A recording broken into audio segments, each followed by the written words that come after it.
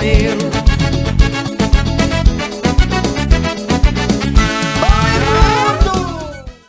Oi, mundo! Quando perdemos o chão, o que nos ampara? Esse é o debate que a nossa queridíssima Carla Niland e a Magda Costa trazem para a gente hoje. Boa noite, Magda. Boa noite, pessoal, tudo bem? Eu botei uma música chamada O Meu Relógio, e aí tem um pedacinho que ele diz assim: em frente, sempre em frente neste rio da vida. A vida é um caminho sem volta, a gente não tem como voltar. Às vezes a gente pensa em retornar, não tem como, e a gente vai ter muitos percalços pela vida e de vez em quando perde o chão. É verdade, de vez em quando perde o chão, né, Carla? Que é o assunto de hoje. Pois é, que então. Nós pensamos em conversar. Então, quem sabe a gente vai, aproveita, né, essa música e pensa ela, né, nessa ideia da gente perder o chão. Eu fiquei pensando muito no que a gente faz quando a gente perde o chão, o que significa para a gente perder o chão, né, perder as referências, perder isso pelo caminho, né. Claro, claro. E pode ter muitos significados, né, Carla? E isso vai depender muito de cada pessoa, de cada situação, de cada momento vivido, não é? Às vezes a gente perde o chão a partir de algo que acontece num relacionamento, por exemplo, se perder um parceiro, não é? De uma forma súbita, aquilo tira o chão de alguém, um parceiro, uma parceira. Pode ser o que aconteceu nas catástrofes agora aqui em Porto Alegre mesmo, né? Nas enchentes, tu diz, né? Isso, nas enchentes, porque foi é interessante, tem um livro do de um grupo que trabalha com ética em situações de catástrofes, assim, né? E eles colocam uma diferença, embora sejam considerados muitas vezes como sinônimos, desastres e catástrofes, eles fazem uma pequena diferenciação, colocando que o desastre ele viria no sentido de algo que acontece fora, não é? Eles usam, inclusive, a questão, eu cheguei a anotar aqui do grego, deixa eu achar aqui, que esses desastres, eles acabam nos atingindo de tal forma de fora, não é? E a catástrofe eles consideram como algo que possa estar acontecendo na subjetividade do sujeito também, não é? Que vai ter a ver com esta subjetividade. Embora os dois termos sejam usados para dar conta, muitas vezes, disso que vem de fora. E quando tu falavas tanto num desastre natural, tá? Um terremoto, quando nós estávamos falando disso, um terremoto, uma enchente, o que aconteceu em Maui há alguns anos atrás, há poucos anos, né? Foi um ano retrasado, se eu não me engano, aquelas queimadas que destruiu boa parte de Maui. Então, isso tirou o chão de muita gente. Né? As pessoas ficaram sem as suas casas, sem os seus trabalhos, sem aquilo que as sustentavam. Aquilo então, que dá, aquilo que concede, que nos oferece segurança, né? Segurança, amparo. E que algo se atravessa, e quando se atravessa, no caso nós estamos falando de catástrofes, mas podem ser outras coisas, tá, sei lá, uma perda de alguém, como tu disseste, né, quando esse aspecto se atravessa, né, ele nos puxa o tapete e a gente perde, na verdade, aquilo que a gente tinha construído como um suposto alicerce, né. Isso, porque o Freud vai dizer que nós nascemos, e nós, né, temos consciência disso, nós nascemos em desamparo, né? O, o bebê, o bebê humano, ele nasce completamente dependente de que alguém cuide dele, num desamparo absoluto. E é a partir desse cuidado que ele vai se constituindo enquanto sujeito, né? Mas o Ele desamparo, ele a partir desse amparo, né, do a partir cuidado, do desse, amparo. desse cuidado, desse amparo de alguém que lhe sustente, que lhe alimente, que lhe proteja do frio, não é? Que lhe dê, que lhe faça o holding e o handling, né? Que o Winnicott vai falar, que, O que que, que o que que que seja essa mãe, esse cuidador ambiente. tá, o que que assim, para o pessoal que está na rádio que nunca ouviu falar, ou o pessoal que está no YouTube, enfim, que nunca ouviu falar, o que o Winnicott, assim, quem é o Winnicott, né, e o que é o holding, né? Claro, o Winnicott é um psicanalista inglês, era pediatra, e ele se dedica muito a trabalhar a par com as crianças, então, trabalha muito com as crianças durante a guerra também, né, e Uhum. vai desenvolvendo toda uma forma, de de abordar essa questão, trabalhando muito a questão do brincar da criança, da questão do ambiente, o ambiente como um facilitador do desenvolvimento dessa criança. Só para dar uma ideia, assim, por alto, porque acho que nós não vamos, nem é do interesse, assim, a gente discutir, entrar Não, tanto nessas mas questões, né. ah, eu te perguntei quem era ele e o que é o holding que ele fala, né? Claro, e o Winnicott vai dizer que o sujeito ele se desenvolve, ele progride, tá, na medida em que ele, conta, em que tem um ambiente facilitador, um ambiente de cuidado para promover esse desenvolvimento, não é? E o holding, ele tem a ver com esse cuidado, com esse, hã com esse cuidado que é dado à criança, com esse abraço, com esse amamentar, com essa constituição de vínculo, e depois o handling vai ter a ver com o manejo que é feito com essa criança durante o desenvolvimento dela. Eu acho que em poucas palavras seria isso.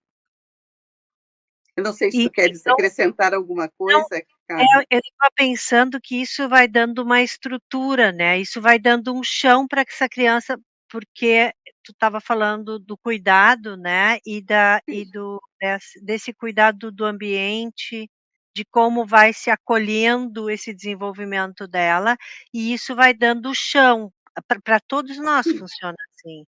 Sim, tanto que o Winnicott vai falar que uma mãe não precisa ser perfeita, muito pelo contrário, ela precisa ser suficientemente boa, né. É nas falhas da mãe que a criança também vai, vai se constituindo, né, o psiquismo da criança vai se constituindo. Só que essas falhas, elas não podem ser muito grandes no início da vida da criança.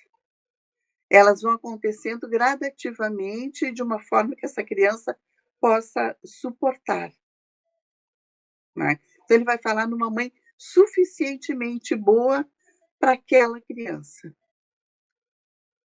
E é nas né. falhas que a criança vai podendo se desenvolver e buscando, se reconhecer na sua capacidade. Uhum, Bom, então exatamente. pensando nessa estrutura, assim, que a gente vai se desenvolvendo dessa maneira. Quando a gente perde o chão com uma catástrofe, uma perda significativa que a gente tinha na nossa cabeça como, e na no nas no na nossa cabeça, na nossa psique, na nossa mente como estruturante, né, a Uhum, gente estrutura a vida a partir dali, né, do ambiente que a gente está, das relações que a gente tem, né, relações importantes em que a gente se engata.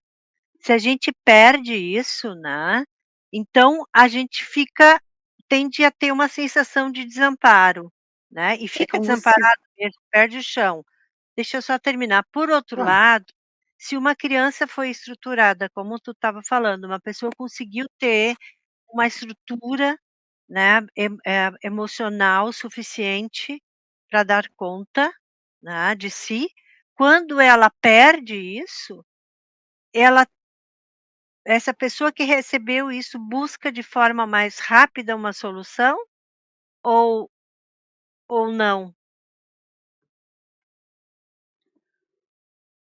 bom, e espera-se que quem teve as condições de se desenvolver num ambiente facilitador para o seu desenvolvimento, possa ter constituído uma estrutura que possibilite, sim, que mesmo que haja uma perda, digamos assim, desse ambiente seguro, né, na vida adulta, que ela tenha uma estrutura que possibilite que ela busque, que ela crie recursos também para lidar com o que lhe aconteceu, né. Agora, aí nós entramos numa outra questão, né, Carla, Numa no outra seara. é, numa outra esfera que diz respeito àquilo, num desastre natural, por exemplo, como o alagamento que aconteceu em Porto Alegre, né, vamos pensar por aí, assim. Hã, não basta só ter uma boa estrutura psíquica, é necessário que as pessoas que sofreram com esse alagamento recebam recursos, né, recursos financeiros, recursos, que contem com a solidariedade de outras pessoas na perda, na colocação num lugar seguro, né, na reconstrução daquilo que perdeu. Então tem as questões que são materiais, e que ela possa contar com um grupo que ajude a enfrentar naquele momento também essa perda de chão, que daí entra todo o trabalho feito em saúde mental nesse sentido, Uhum, não é, porque há uma perda de chão, há uma desestruturação daquilo que estava, constituído, bem constituído, digamos assim, nesse momento. Então, algumas pessoas vão buscar recursos ajudando outras pessoas, mesmo estando naquela situação, ajudando outras pessoas, né, criando grupos de solidariedade. Então, grupos, de ajuda, não é, ali, escrevendo a respeito.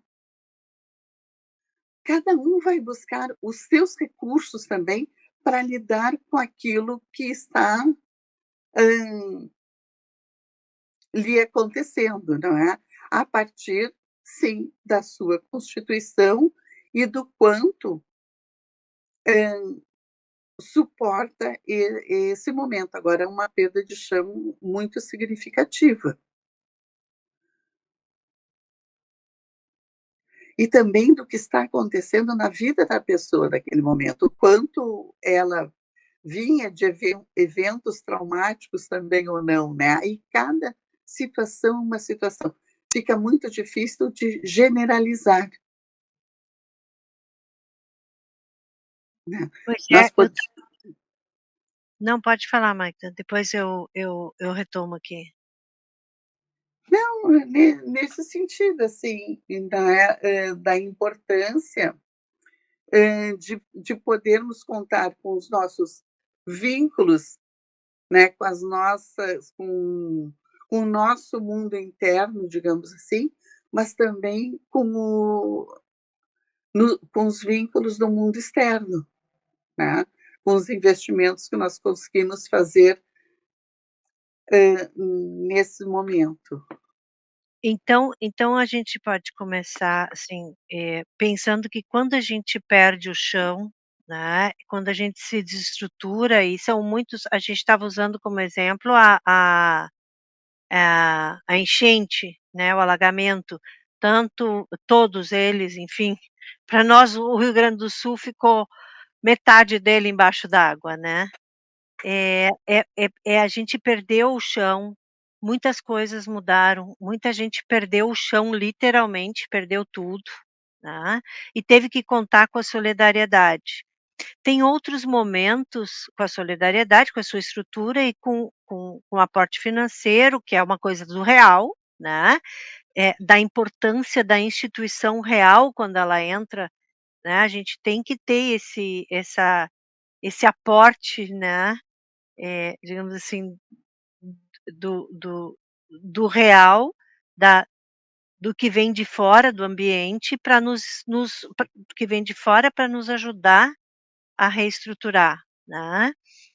E aí eu fico pensando, né, que quando a gente tem uma perda, de uma perda que não seja essa, uma perda de alguém que nos é caro, né, ou mesmo uma aposentadoria, ou mesmo uma mudança de escola, de cidade, de lugar, né, de trabalho, a gente também sofre com essa, de certa forma, com esse a gente perde o chão, né, e tô dizendo isso por mim, assim, né, de certa forma, assim, sair do cassino, num lugar que eu tenho chão, eu tô aqui essa semana eu tô no cassino, em Rio Grande, é um lugar que eu tenho chão, que eu tenho amigos, né, tenho uma filha, e aí vou para outro lugar, como São Paulo, que é um lugar megalo, enorme, né, gigante, que eu tenho uma filha, tenho netas, mas que muda completamente a vida, né. São é difícil de adaptar. E com o que eu conto, né. Claro, conto com minha filha, minhas netas, meu genro, mas começo a contar também com os vizinhos, né. "Olha, onde eu consigo tal coisa? Como é que eu faço aquela outra? É a vizinha que vem me ajudar em alguma coisa". Né, então assim, o que eu quero dizer com isso é que a gente vai formando vínculos e os outros vínculos vão nos esse outro vai nos ajudando a ganhar chão, né. Claro, cara, e tem questões, assim, que foram planejadas, não é? Tem pessoas que se aposentam e planejam a sua aposentadoria, né. Se Uhum. fala as pesquisas apontam, assim, para que a pessoa, quando pensa na aposentadoria, possa planejar essa aposentadoria por no mínimo 5 anos, né. Comece a pensar 5 anos antes de se aposentar, tá, Ah, tem pra pesquisa. poder ter um tempo de elaborar isso, né, de criar novos vínculos, novos investimentos, principalmente quando o trabalho representa muito, né. Assim como mudanças, tu trouxeste uma mudança que foi planejada, uma mudança que não ocorre porque houve uma enchente, não é? É uma mudança planejada. Mesmo assim, a gente sente a mudança do chão, digamos assim, é um outro chão, é um É outro outro chão. ambiente, não é? São outros grupos, a falta dos grupos que se tinha, né? Então, claro que cada um vai usar os seus recursos para poder fazer esses novos investimentos e colocar, como tu estavas dizendo, bom se relacionar com os vizinhos, poder fazer cursos, não é contar com a rede familiar que tem. Então, isso tu fizeste agora com essa tua mudança, e muitas pessoas fizeram isso durante a enchente, né? Ou contaram com familiares durante um incêndio, ou, né? Que é essa capacidade de reorganização do sujeito, né, a partir desse desamparo que vive, para poder criar novas possibilidades de vínculo, de ligação, de amparo.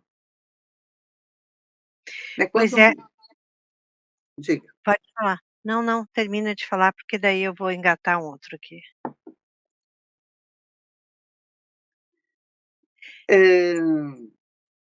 agora, quando nós falamos da perda do chão, né?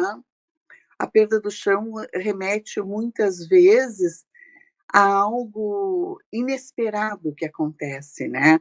Algo que não foi planejado daquela maneira, nós podemos pensar. O planejamento era de que a vida corresse de outra forma, né? E para isso estavam sendo feitos investimentos. Se de repente se perde isso, e às vezes as pessoas não sabem onde se segurar, digamos, né? Onde se amparar, Pois né? é, 2 questões que me chamam assim, que eu fico pensando. A primeira, né, Magda, é que Uhum, 2 vezes, tanto tu quanto eu, já falamos sobre a solidariedade. Eu já vou trazer ela daqui a pouco novamente. Mas, uhum, o inesperado, né, aquilo que se atravessa, né, no que nós temos uhum, planejado, ele em geral é muito assustador. As pessoas, assim, eu estava lendo um material outro dia, né, bom, a ansiedade é o que mais percorre a vida das pessoas. A ansiedade é altíssima, a gente vive numa sociedade extremamente ansiosa, né. uhum. E eu não estou falando só do Brasil, o que eu vejo, isso está meio generalizado, mas como a nossa vida é por aqui, vamos nos utilizar aqui como Claro. referência. Então assim, a gente tem a a ansiedade, ela vem também de uma ideia de que algo logo adiante pode me fazer perder alguma coisa, né. Ou ela está sempre ligada muito ao futuro, né, é uma ideia de controle, de futuro, né, e eu percebo, assim, que, eh, a gente tende a querer controlar o futuro e não tem como controlar isso, é impossível isso, porque os atravessamentos acontecem. Mas a gente tem uma ilusão, né, um desejo de que, eh, a gente possa que aquilo que a gente está construindo siga por onde a gente está planejando, né. Uhum. Essa é a nosso desejo, né. Claro, e aí tu trazes 2 questões, não é, que parece que andam juntas, o medo e a esperança, né. A Uhum. esperança de que as coisas continuem assim, e o medo de que isso mude, né, gerando ansiedade. E aí, eu me lembrei, enquanto tu falavas, Carla, de um filme belíssimo do Akira Kurosawa, que traz uma cena. Eu me lembro muito dessa cena, assim, né, acho que foi muito marcante. É a cena de uma mãe que está numa choupana, não é, uma camponesa. Ela está numa choupana muito pobre, sentada com o seu bebê, e o bebê daqueles bebê deve ter por volta de 7, 8 meses, assim, um bebê bem gorduchinho, e ela está brincando com o bebê, e o bebê solta aquelas risadas que dobram, né, e ela está extasiada naquele momento com o bebê, e daqui a pouco ela olha, assim, aquele momento muito lindo entre os dois, né, de conexão, e ela olha para aquele bebê e a gente percebe no olhar dela que ela transmite um medo. E ela pega o bebê correndo assim, sai para a rua, levanta o bebê para os céus e diz: deuses, essa criança. Ela primeiro diz: essa criança chora, essa criança me incomoda, essa criança é muito chata, xinga muito o bebê ali. E daqui a pouco ela pega o bebê, levanta e diz assim, muito emocionada: deuses, não me tirem o meu bebê. Né? Que é o medo, naquele momento que ela está muito feliz com o bebê, numa conexão íntima, próxima ali, ela tem o medo de perder aquele bebê. Né? Uhum. Então, sim, nós humanos, né, por vezes, não nos permitimos curtir algumas coisas, viver algumas coisas na sua intensidade por medo da perda. Né? Nós, por vezes, nos anestesiamos, né, Carla? Por medo de nos frustrarmos demais com alguma coisa que desejávamos muito. Mas o que tu pensa disso, assim? Não, pois é, tu estava falando e eu estava pensando que quantas vezes a gente não investe em alguma coisa, né, em algo que nos é caro, Uhum, ou um próprio desejo, ou numa profissão, ou voltar a estudar, ou enfim, ou entrar num relacionamento bacana, uhum, por medo. Porque e se perder? E se não der certo? E se não for legal? E se, né? claro. E o "e se" nos impede a vida. E aí eu fico pensando assim: "Bom, em que chão que a gente está pisando quando a gente não se permite viver e experienciar", como ela, assim, quando ela reclama e fala que o bebê é isso, o bebê é aquilo, quer dizer, eu nem poderia amar esse bebê de tão chato que é, mas eu amo profundamente, nunca me tire, né. Uhum. Por favor, não me tirem ele, deuses, né? Então assim, quantas vezes a gente se coloca nisso. Só que a gente não investe, a gente começa a desinvestir, né, Porque e aí não talvez reconstrói o chão. porque talvez isso remeta, não é, Carla, à nossa falta de controle, né. O Freud quase não vai falar sobre ele não fala sobre medo, né, ele vai falar sobre fobias, tá.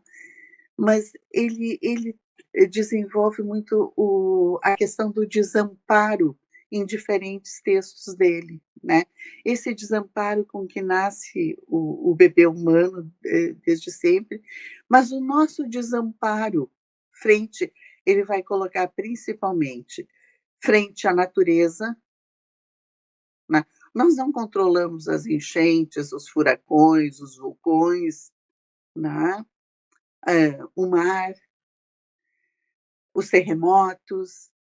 Então, frente à natureza, frente ao nosso próprio corpo, em relação ao nosso corpo que pode adoecer, que pode, sofrer dor, nos provocar dores, né, e frente ao nosso semelhante, que também pode nos atingir, nos machucar,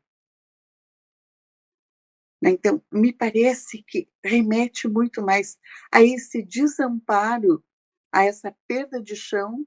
O que seria da vida dela se perdesse esse bebê? Né, a dor pela perda, do filho, ou pela perda do amado, Por não uma é? suposta perda, esta que é a questão, é que a O gente medo, o medo da dor da perda.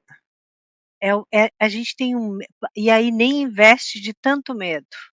Claro, claro. Mas que talvez tenha a ver com esse desamparo frente a isso, né. Pois Quem é, e aí eu fico pensando, né, aí se atravessa uma situação de uma catástrofe qualquer, e como é que a gente vai lidar com essa realidade, né? se será que a gente pode será que é um momento para poder obviamente contando com a solidariedade do outro, né, porque a solidariedade ela exige vínculo, a gente se Uhum, engata, uhum, né. Então, o que nos ampara todo o tempo que nós estamos falando, assim, essa mãe com seu bebê, né, ou, alguém que planeja sua aposentadoria e que faz um uhum. ela não faz um projeto só dela, ela faz um projeto que inclui vínculos, porque Claro. somos seres sociais, nós precisamos do outro para tudo. É isso que o ser humano tem que se dar conta, né, que a gente precisa do outro o tempo todo.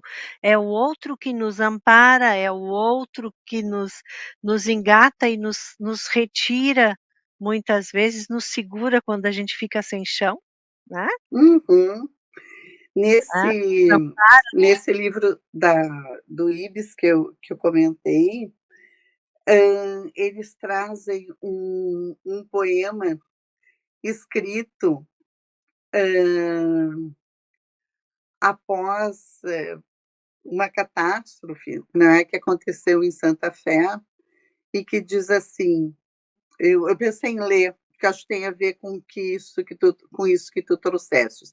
O nome é Começar de Novo. Diz assim: "Eu tinha medo do escuro, até que as noites se tornaram intermináveis e sem luz. Não resistia facilmente ao frio, até que aprendi a sobreviver naquele estado. Eu tinha medo dos mortos, até que tive que dormir no cemitério. Senti rejeição por parte do povo de Rosário e dos portenhos, até que me deram abrigo e comida. Senti rejeição por parte dos judeus, até que deram medicamentos aos meus filhos. Eu parecia vaidoso com meu suéter novo, até que dei para uma criança com hipotermia. Escolhia cuidadosamente minha comida, até que eu tive fome. Eu descuidava da eu desconfiava da tez acobreada, até que um braço forte me puxou para fora da água. Eu pensei que tinha visto muitas coisas, até que vi meu povo vagando sem rumo pelas ruas. Eu não amava o cachorro do meu vizinho, até aquela noite que eu o ouvi chorar até se afogar. Não me lembrei dos velhos, até que tive que participar de resgates. Eu não sabia cozinhar, até que eu tinha uma panela de arroz na minha frente e crianças famintas. Eu acreditava que minha casa era mais importante que as dos outros, até que todas ficaram cobertas pelas águas. Eu estava orgulhoso do meu nome e sobrenome, até que todos nos transformamos em seres anônimos. Eu critiquei os estudantes barulhentos, até que centenas deles estenderam suas mãos solidárias. Eu tinha certeza de como seriam os meus próximos anos, mas agora nem tanto. Não lembrei o nome de todas as províncias, mas agora tenho todas elas em meu coração. Eu não tinha boa memória. Talvez seja por isso que não lembro de todos agora, mas ainda terei o que resta da minha vida para agradecer a todos. Eu não te reconhecia, agora você é meu irmão. Tínhamos um rio, agora fazemos parte dele, lembrando do que tu tinhas falado no início sobre o rio. É de manhã, o sol apareceu e não está tão frio. Graças a Deus, vamos começar de novo. Esse poema foi escrito em Santa Fé em 29 de abril de 2003. Na em espanhol eu dei uma traduzida, tá. Tá Então, bem, tá bem. Pois mas é, eu né. achei que ele pega vários desses aspectos que nós estávamos falando, Carla, E né, todo ele a gente é um antes e um e um depois. depois. Um O antes e quanto um se depois. o quanto se muda, o quanto se nós podemos nos transformar com isso que nos acontece, né. Tudo que nos acontece nos transforma. Outro dia a gente falava nem me lembro se foi contigo, foi no grupo de estudos, eu não lembro, sobre a experiência e a vivência, Isso. É que né. nos transforma e nos muda quando nós passamos pela experiência, né, Carla. E não só quando a gente vive aquilo, sim, en passant, não é? Sim, Tem que porque aí deixar uma marca, um registro na gente, não é? Tem que fazer aquilo, e quando nós falávamos disso, me lembrei do Barthes, não é, quando ele fala, do olhar uma foto, tem que nos afetar, nos ferir de alguma forma, não é, para poder provocar essa mudança, é, uma transformação interna, não é? por isso é a experiência que nos muda e que nos transforma e não Uhum, a vivência. A vivência é é um viver aquilo lá que não necessariamente se compromete a sim, uma mudança, né. claro. A experiência, ela atinge, ela afeta, né. Pensando nisso, eu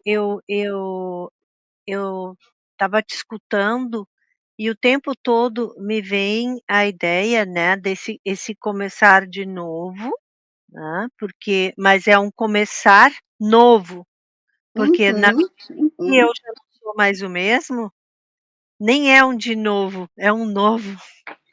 claro, E aí eu também penso que esse estender os adolescentes barulhentos que estendem a mão, né, quando a gente fala em solidariedade, o que a solidariedade ela tem um pressuposto que é da compaixão, né, claro. que ela tem a ver com amor.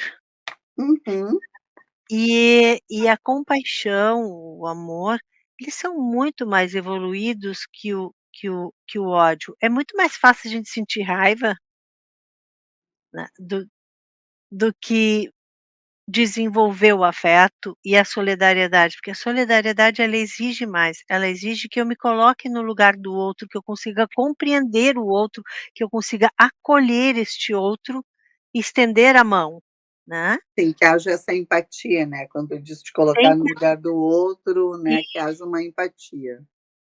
Que haja uma empatia. E Uhum, outro dia eu estava lendo Schopenhauer, né, e aí eu já tinha até comentado contigo, né, que a empatia e a compaixão são raízes da ética.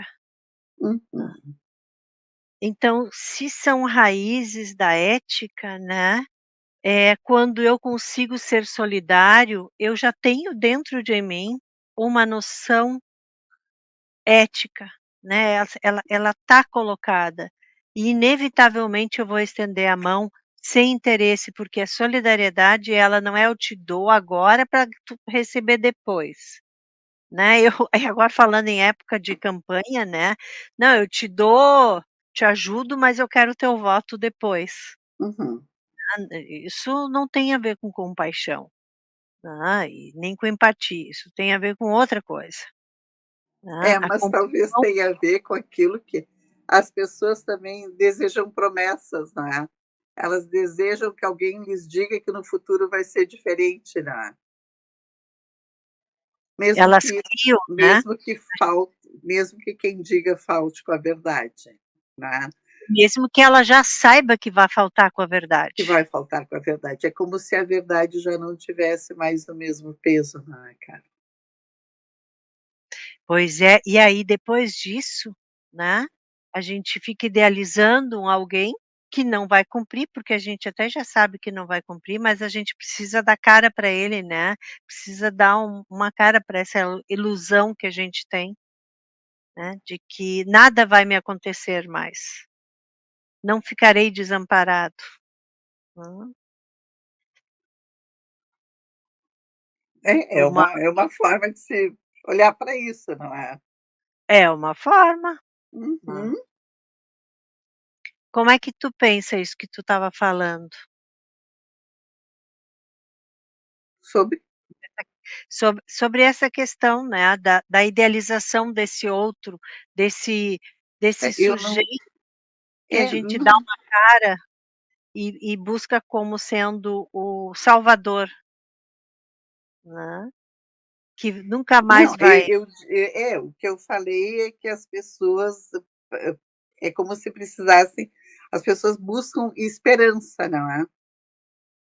Era disso que eu estava falando e que nem sempre isso condiz com a verdade, não é? Então precisam criar uma espécie de que alguém se responsabilize por aquilo que elas poderiam se responsabilizar, digamos assim, ou buscar de alguma forma dar Fora. conta, digamos, dentro mesmo, porque até diante do desamparo também é importante nós nos darmos conta, nós podemos fazer algo quando nós entramos em contato com o nosso desamparo também, não é? É a partir disso, então, que se pode constituir outras formas de fazer, né? Nós também nos constituímos de outra forma, podemos nos constituir de outra forma, sem idealizarmos tanto o outro, sem projetarmos tanto no outro aquilo que nós nos sentimos sem condições de fazer e buscar aí desenvolver bom. De que forma isso pode ser feito? É quase como fazer uma espécie de amizade com o medo, não é? Deixa eu entrar em contato aqui com esse meu medo para ver o que ele significa para mim, né? Para que eu possa me aproximar mais do que ele representa e a partir do que ele representa, então, buscar transformar isso. Bom, para isso a gente tem que olhar os medos da gente, né. Pois é, Se a gente nós não temos que olha os olhar, nossos nós medos, temos que nos olharmos, né? E não é, esperarmos do outro. que o É que outro o faça por esperançar-se nós. no outro, esperançar no Embora, tem que estar em embora si. o outro nos constitua, embora o outro seja importante, né? Como vínculo, né? Como alguém que possa ser investido também e nos gratificar, não é? Então, se eu sou amparada, pensando assim, se eu sou num momento difícil da vida, em que eu perco o chão e que eu sou amparada por, eh eh, por pessoas, que realmente conseguem me auxiliar, né, me estender a mão, né, me acolher, através desse vínculo mais saudável, eu consigo olhar para mim sem idealizá-las, mas eu consigo olhar para mim e enfrentar os meus medos diante desse desamparo que eu vivi? Talvez não, né, não, talvez não. Talvez eu tenha que buscar, de alguma forma, também entrar em contato comigo mesma. Eu posso contar com o suporte do outro, não é?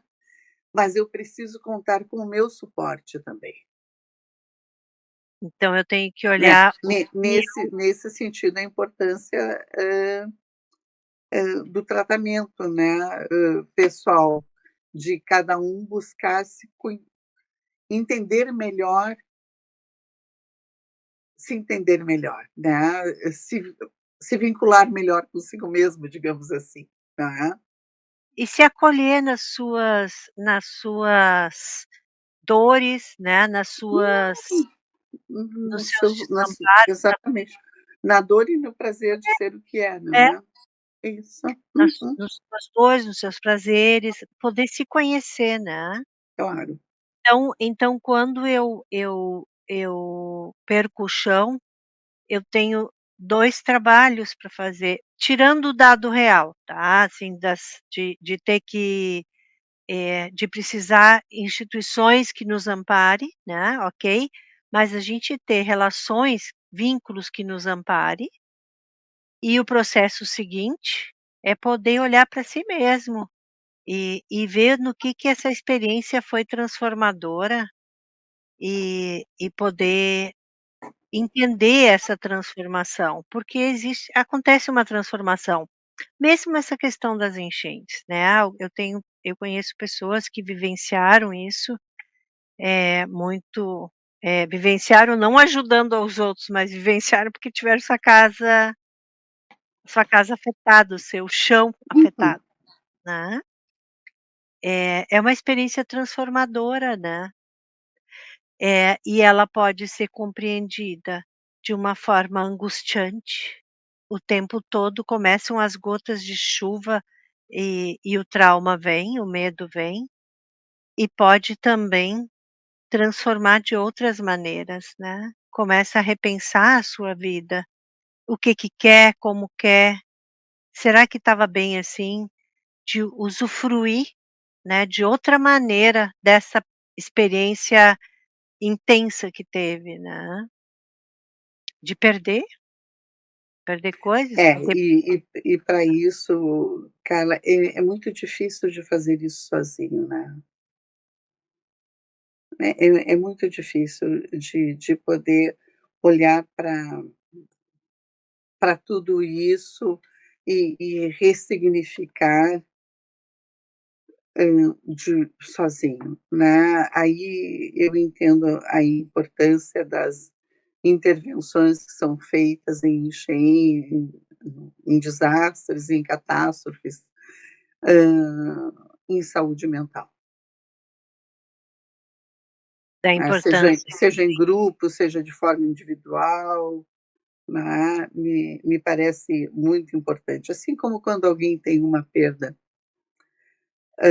significativa, também seria bom ter um espaço para olhar para isso, para poder ressignificar, Então, dar um novo né, sentido, para né. aquilo, aí sim, aí entra naquilo que cada um pode fazer, não é, por si, num investimento para si, ou investir. Tem pessoas que conseguem fazer isso escrevendo, pintando, né. Bom, aí são os recursos de cada um também nesta nesta busca, digamos.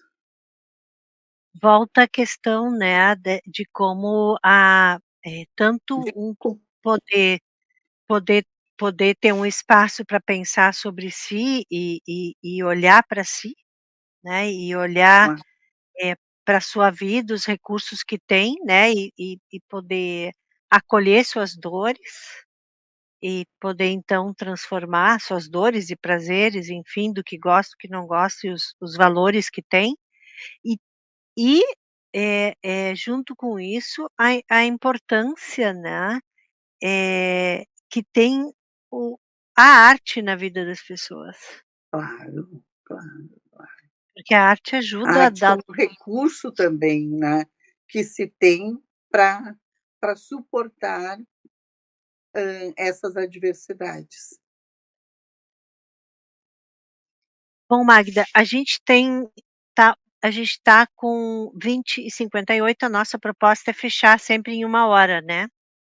Então, Certo. o que que a gente pudesse pensar, assim, que tu pudesse trazer, alguma dica, alguma ideia, enfim, para a gente poder ir fechando, tá, pra Eu acho gente que nós já fomos colocando, né, Carla.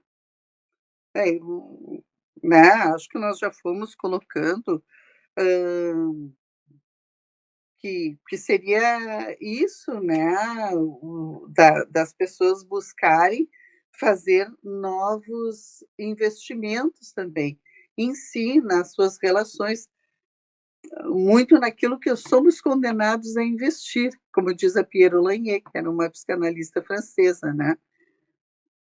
no nosso corpo, no nosso trabalho, nas nossas relações, nos nossos amores, nos nossos prazeres, não é? Então, esse cuidado que quanto maior flexibilidade de ego se tiver, mais facilitado fica o processo, não é?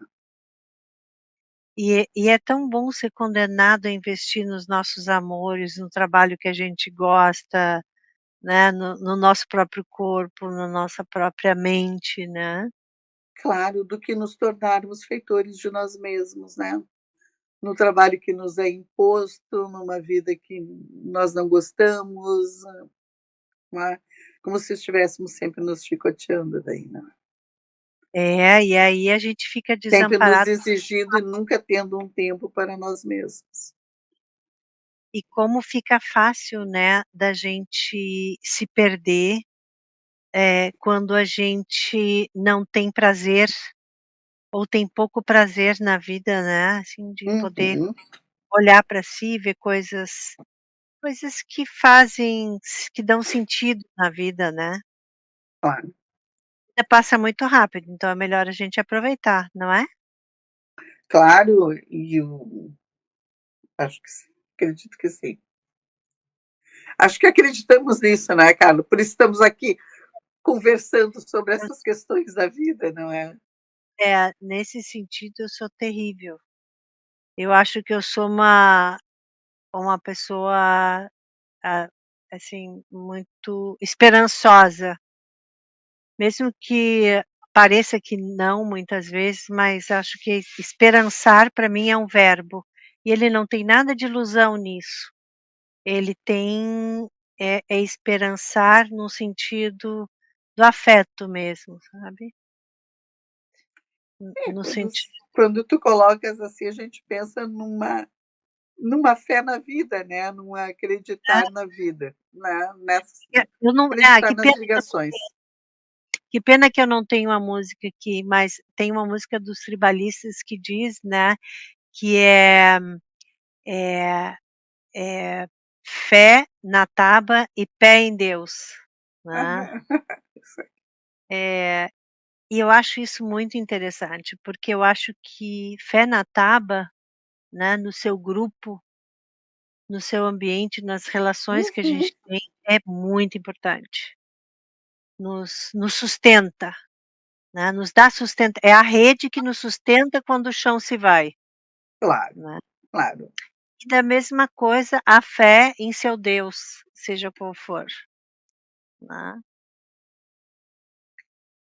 no É Deus, um no jeito de a se lidar com Oxalá. para algumas pessoas de lidarem com desamparo, né, a fé em Deus. É, porque a gente precisa eu acho engraçado, né, às vezes outro dia alguém me disse assim: "Ah, eu sou eu sou agnóstico, até que algo me aconteça e eu precise rezar". Eu achei tão engraçado, assim, até que algo me aconteça e eu preciso rezar. Então tá, né, então a gente Ou busca saber que tem que contar consigo mesmo, né, cara. é, mas se a gente tem o pé assim, se a gente tem Às fé na vezes tábua, né, faz muita diferença. E cada um tem que ter a sua tábua, é importante ter o seu grupo, pertencer, né, isso é importante.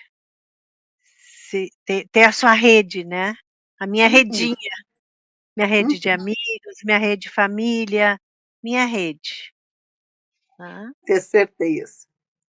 Ou bom dia ou boa tarde, dependendo do horário que possamos ver, não é? Boa tarde, boa noite. Eu tô de papo com a Elia, Elia de papo com eu.